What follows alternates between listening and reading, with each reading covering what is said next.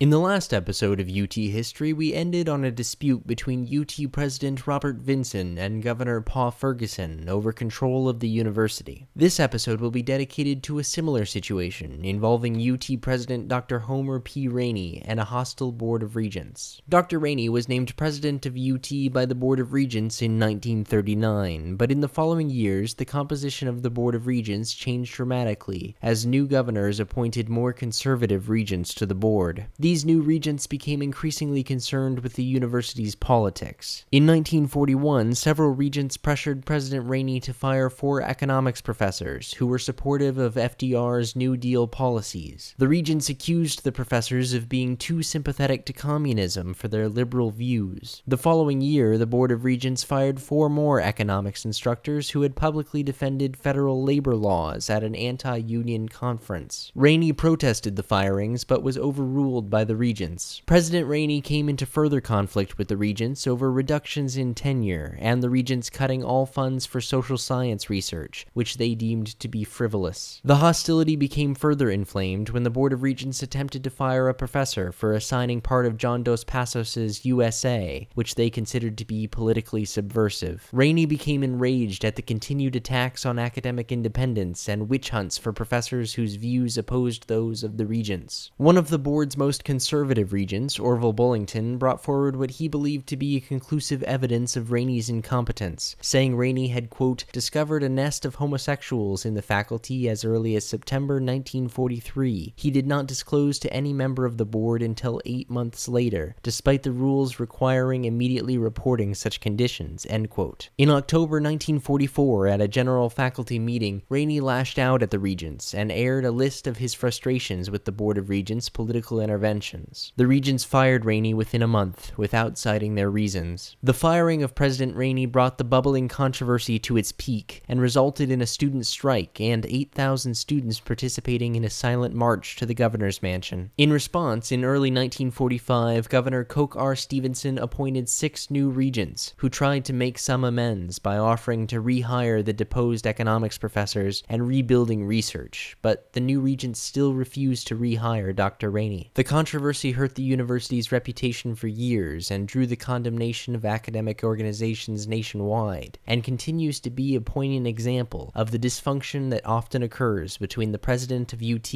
and the Board of Regents.